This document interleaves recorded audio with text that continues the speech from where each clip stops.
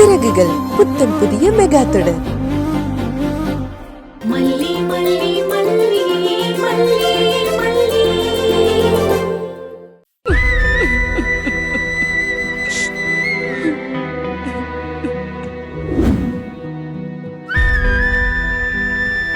Sir, இன்னும் ஏன் டென்ஷனா உட்கார்ந்திருக்கீங்க? உங்க ஃப்ரெண்டுக்கு பிளட் கிடைச்சிருச்சு. ஃப்ரெண்டுக்கு பிளட் கிடைச்சிருச்சா? நீங்க ஏற்பாடு பண்ணலனா கிடைக்காம போய்டுமா? கடவுள்னு ஒருத்தர் இருக்காருல்ல, அவர் ஏற்பாடு பண்ணிட்டாரு. கடவுள் ஏற்பாடு பண்ணிருக்காரா? என்னங்க சொல்றீங்க? எனக்கு புரியல. கடவுள் இதோ இவங்க மூலமா ஏற்பாடு பண்ணிட்டாரு சார்.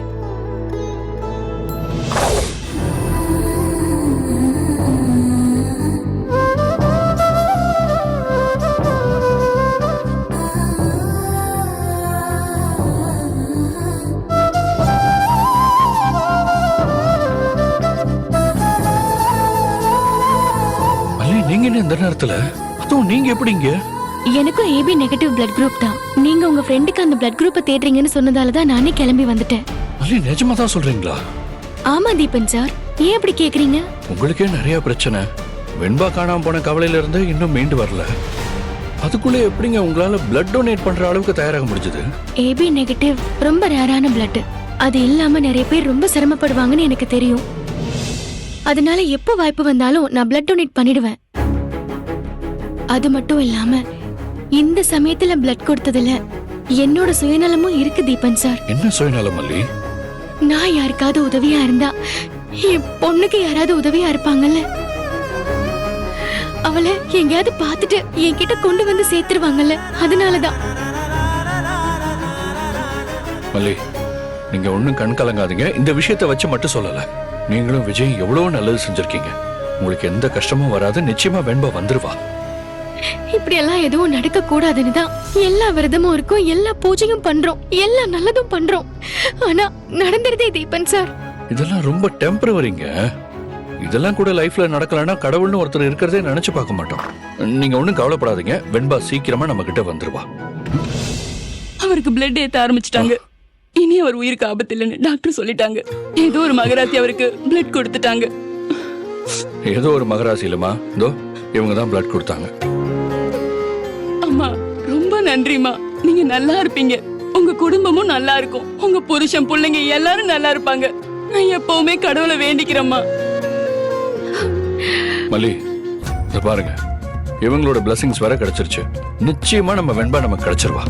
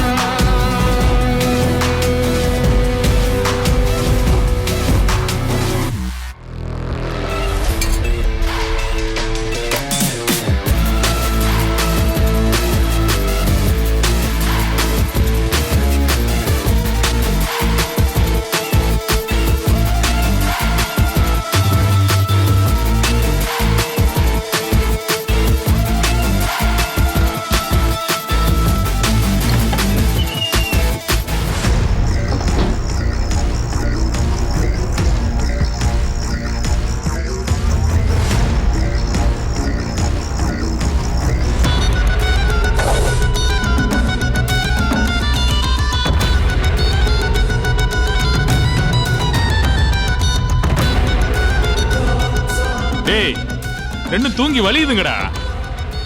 ஒரு டீ அடிச்சு வரலாமா? போயிட்டு வரலாம்டா, வா போலாம்.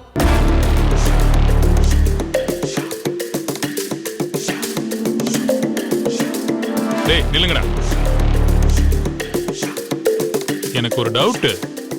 இந்த பொண்ணு தூங்குறாளா இல்ல தூங்குற மாதிரி நடிக்கிறாளாடா? ஏய், சின்ன பொண்ணுடா, டயர்ட்ல தூங்கிட்டு இருப்பா. இதுக்கு ஒரு சந்தேகமா? வாட போலாம்.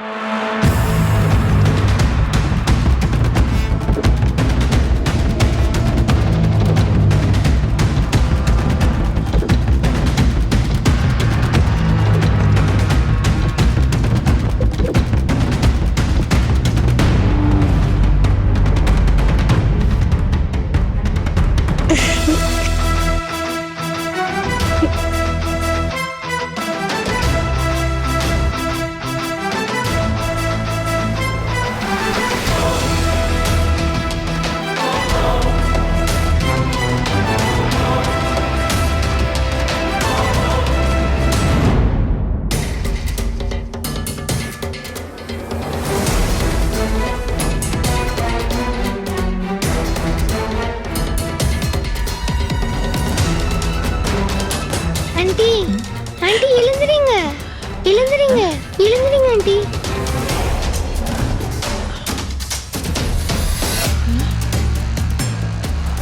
ஆண்டி வாங்க ஆண்டி போலாம். உன்னை கட்டி தானே போட்டிருந்தாங்க, எப்படி கயிறு அறுத்த? அதெல்லாம் அப்புறம் பேசிக்கலாம் ஆண்டி. சீக்கிரம் எழுதி வாங்க போலாம். வேணாம் தங்கம், சொன்னா கேளு. அவனுங்க கையில மாட்டினேன்னு வச்சுக்கோ, அவ்வளவுதான், கொன்னே போட்டுருவானுங்க. ஐயோ ஆண்டி, அவங்க டீ குடிக்க போயிருக்காங்க. அவங்க திரும்பி வர்றதுக்குள்ள நம்ம போயிடலாம். வாங்க ஆண்டி. ஐயோ சொன்னா கேளு, டீ குடிக்க போறவங்க என்ன 1 மணி நேரமா ஆகும், உடனே வந்துருவாங்க. இந்த ஏரியா வேற நமக்கு தெரியாது, எந்த பக்கம் ஓடுறது நம்ம? ஒருவேளை அவங்க கையில மாட்டினாலும் மாட்டுவோம். இல்ல ஆண்டி, வெளியில போயிட்டா ஏதாவது ஒரு வழி கிடைக்கும். வாங்க போலாம், அவங்க வந்துட போறாங்க. அதத்தான் நானும் சொல்லிக்கிட்டு இருக்கேன். வேணாம் கண்ணு, அவனுங்க கிட்ட நம்ம சிக்கணும், செதிலா செதைச்சிருவானுங்க. தப்பிக்கணும்னு நினைச்சு அல்பாயுசுல போய் சேர்ந்துராத, கொஞ்சம் பொறுமையா இரு. இல்ல ஆண்டி, இதை விட்டு வேற சான்ஸே கிடைக்காது. நேரம் பார்த்து தப்பிச்சு போலான்னு நீங்க தானே சொன்னீங்க. இப்ப ஏன் பயப்படுறீங்க? நீ சின்ன பொண்ணு, உனக்கு விவரம் பத்தாது. எப்ப தப்பிச்சு ஓடணும்னு எனக்கு தெரியும். பேசாம போய் உன் இடத்துல உட்காரு. மாட்டேன் ஆண்டி, நீங்க வரலனா இருங்க, நான் போறேன். ஏய், சின்ன பொண்ணுன்னு பொறுமையா இருந்தா துள்ளிக்கிட்டு இருக்க. ஒண்ணு வச்சேன்னு வச்சுக்க, மூஞ்சி முகரையெல்லாம் திரும்பி போயிடும். ஐயா விடுங்க ஆண்டி, வலிக்குது, விடுங்க. வலிக்குதா? வலிக்கட்டும். ஆழாக்கு சைஸ் இருந்துகிட்டு என்கிட்ட ஆட்டம் காட்டுறியா? சாவடிச்சிருவேன் பாத்துக்க. என்னடி பாக்குற? நானும் அந்த கும்பல்ல ஒருத்தி தாண்டி.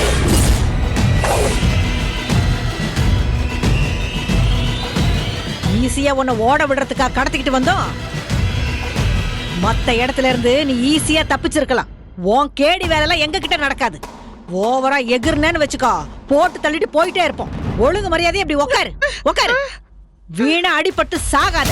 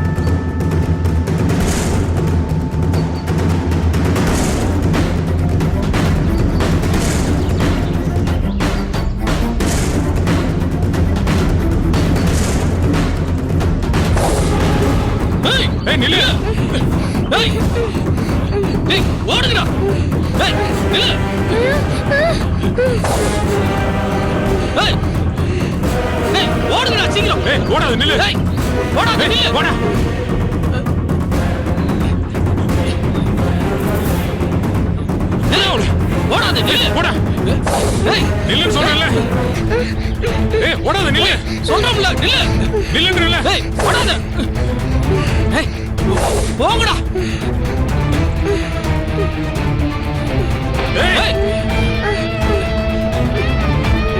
இல்ல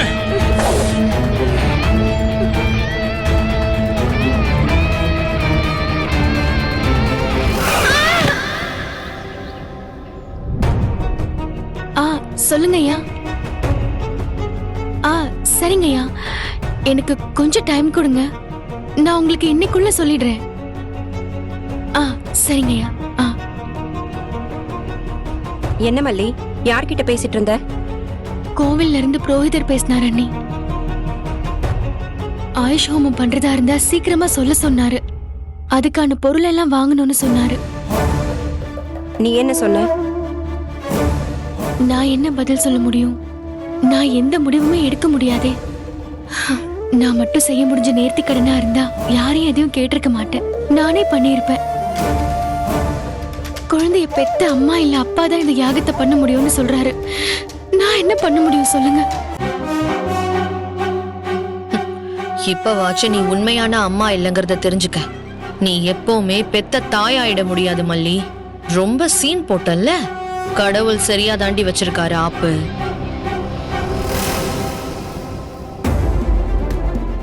என்னங்க, போன விஷயம் என்னாச்சுங்க? வெண்பாவை பத்தி ஏதாவது தகவல் தெரிஞ்சுதா? என்கிட்ட எதுவும் பேச வேணாம்னு சொன்னல. நான் பேசாம வேற யாருங்க பேசுவா? அவ ஏன் பொண்ணுங்க? உன் பொண்ணா இருந்திருந்தா என் வார்த்தையை மீறி கூட்டிட்டு போய் தொலைச்சிருக்க மாட்டேன். ஏங்க அதையே சொல்லிட்டு இருக்கீங்க? கடத்தணும்னு முடிவு பண்ணுவாங்க எங்க இருந்தாலும் கடத்தி இருப்பாங்க. நான் கிரவுண்டுக்கு போனதுதான் இப்ப விஷயமா? எதுவா இருந்தாலும் என்கிட்ட சொல்லுங்க.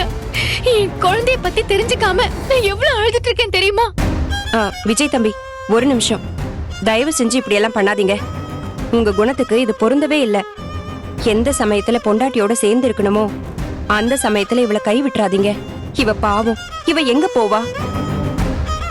நான் எங்க போறதுன்னே எனக்கு தெரியல. நாகு இன்னைக்குள்ள என் பொண்ணு கிடைக்கலனா நானே என்ன ஆவன்னு எனக்கு தெரியல.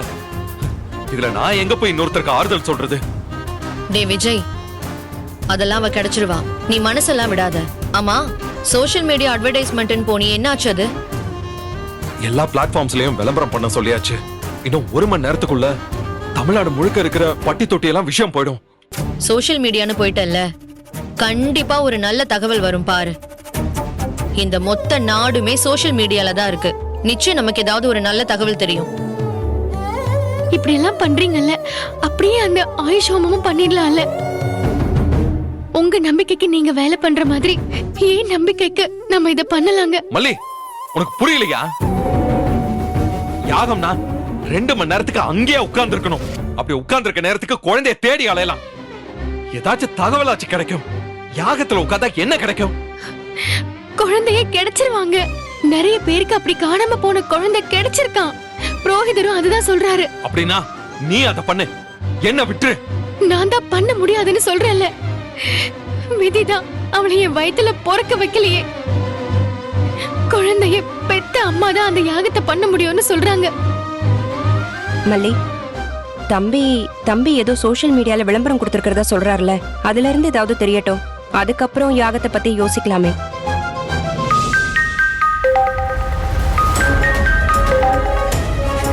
ஹலோ, என்னது?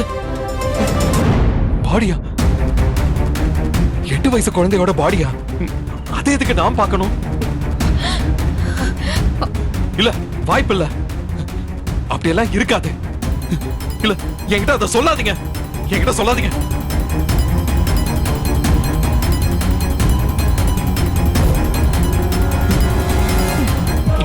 என்னங்க, என்ன சொல்றாங்க? என்னாச்சு தம்பி? என்ன சொல்றாங்க? ஏதோ பாடி அது இதுன்னு பேசுனீங்க. என்ன சொன்னாங்கன்னு சொல்லுங்க தம்பி. டேய், என்னடா சொல்றாங்க? முதல்ல சொல்லுடா. எதுக்கு இப்படி எல்லாரையும் பதட்டப்படுத்துற? மார்ச் வரைக்கும் 8 வயசுல ஒரு பொண்ணோட பாடி வந்திருக்கா. ஐயோ, ஏசிபி வந்து உங்க பொண்ணான்னு பார்க்க சொன்னாரு. இல்ல, அது ஏன் பொண்ணு இல்ல. நிச்சயமா அது ஏன் பொண்ணு இல்ல. ஏங்க, அதை நம்பாதீங்க. அது நம்ம பொண்ணு இல்ல. அது யாரோ, வேற யாரோ தான் அது. சரி மல்லி, அது வேற யாரோவா கூட இருக்கட்டுமே. நமக்கு ஏன் அதெல்லாம் நடக்க போகுது? ஆனா நீங்க ஒரு எட்டு போய் பார்த்துட்டு வர்றதா சரியா இருக்கும். இல்ல, என்னங்க, நீங்க போக வேண்டாம். அங்க நீங்க போக வேண்டாங்க. இதோ பாரு விஜய், போலீஸ்க்கு நாம கோஆபரேட் பண்ணலன்னா அவங்களும் நமக்கு கோஆபரேட் பண்ண மாட்டாங்க. அதனால எந்த இன்ஃபர்மேஷனையும் நம்ம மிஸ் பண்ணிடக்கூடாது. நீ போயிட்டு வா. மல்லி, நீயும் கூட போயிட்டு வா. வேணும்னா நாம எல்லாரும் கூட போயிட்டு வரலாம். நான் போயிட்டு வரேன். யாரும் வர வேண்டாம். இல்லங்க, நான் வரேங்க. இப்படி ஒரு விஷயத்தை கேட்டுட்டு என்னால வீட்ல இருக்க முடியாது. நான் வரேங்க. தம்பி, சேர்ந்தே போயிட்டு வாங்க. போய் இல்லைன்னு தெரிஞ்சு திரும்பி வர போறீங்க. சேர்ந்து போயிட்டு வாங்க. சரி வா. போயிட்டு வா.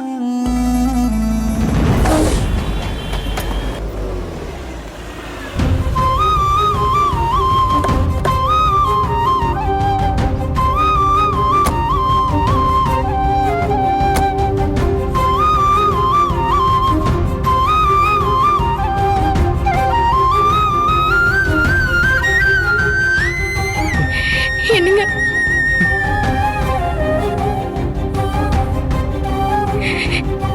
என்னாலயும் பார்க்க முடியாது. ஆனா பார்த்தாகணுமே.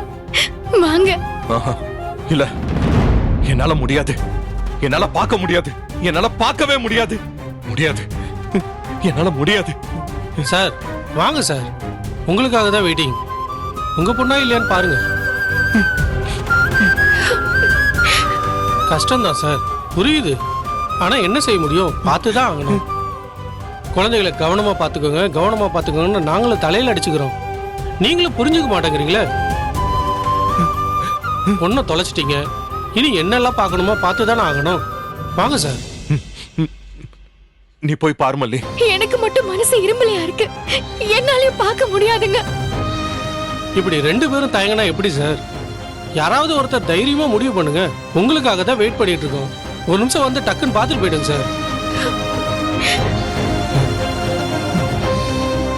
வாங்க சார், வாங்க.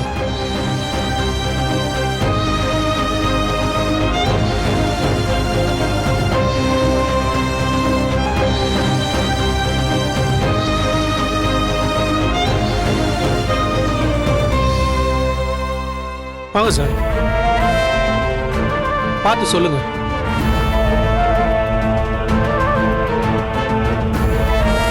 சின்னசாமி, முகத்தை காட்டு.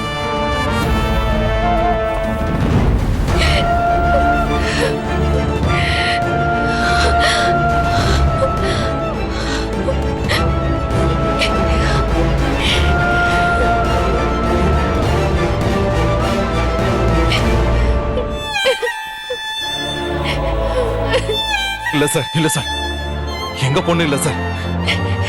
நல்லா பார்த்துக்கிட்டீங்களா? கன்ஃபார்மா உங்க பொண்ணு இல்ல தானே? எங்க பொண்ணு இல்ல சார். சரிங்க சார், நான் ஏசி கிட்ட பேசிக்கிறேன், நீங்க போங்க சார்.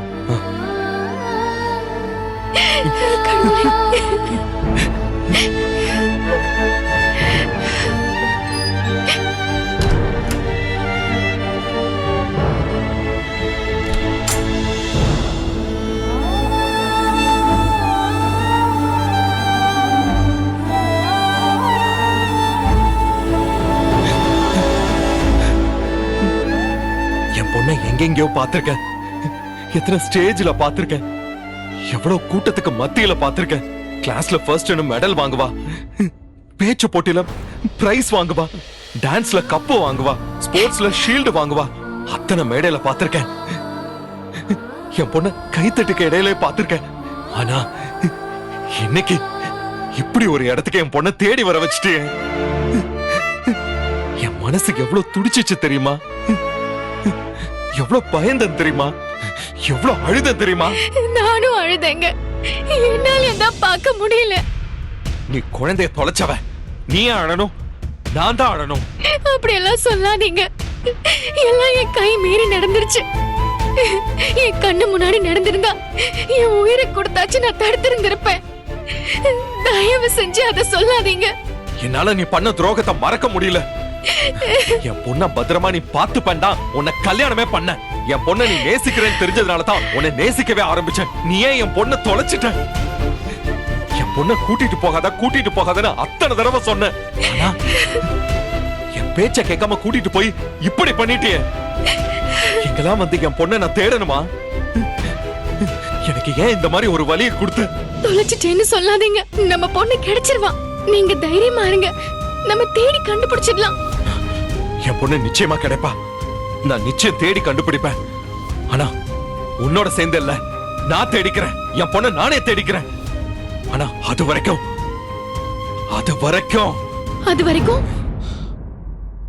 நான் அந்த வீட்டுக்கே வரல. பெண்பா இல்லாத அந்த வீட்டுக்கு நான் வரமாட்டேன். என் மக இல்லாத அந்த வீட்டுக்கு வர்றதுக்கு எனக்கு தைரியமே இல்ல. என் பொண்ணு அங்க இல்லாதது கோவில்ல சாமி சிலை இல்லாத மாதிரி இருக்கு. என்னால அங்க இருக்க முடியாது. நான் வீட்டுக்கு வரல. நான் ஆபீஸ்லயே தங்கிக்கிறேன். நீ போ, நீ கிளம்பி போ. இப்படி சொன்னா என்னங்க அர்த்தம்? இந்த மாதிரி சமயத்துல நம்ம சேர்ந்து இருக்கணுங்க, சேர்ந்து தேடணுங்க. என்னை விட்டுட்டு போகாதீங்க. வேண்டாம், என்ன கூப்பிடாத, என்ன தேடாத. நான் வரல. நான் நினைச்சப்பெல்லாம் என் பொண்ணை தேடி போகணும். எனக்கு தோணும் போதெல்லாம் என் பொண்ணை தேடி போகணும். அங்க இருந்தா என்னால முடியாது. என்னை விட்டு நான் அவளை தேடி போகணும். எனக்கோ என் பொண்ணுக்கோ ஏதாவது நல்லது செய்யணும்னு நினைச்சேன்னா எங்களை தயவு செஞ்சு விட்டு நான் வரேன். என்ன இப்படி தண்டிச்சிட்டு போறீங்களே, அவ எனக்கும் பொண்ணுதான். நீங்க எப்படி போறீங்களே, நான் போக முடியுமா? என்னையும் கூட்டிட்டு போங்க விஜய், என்ன கூட்டிட்டு போங்க.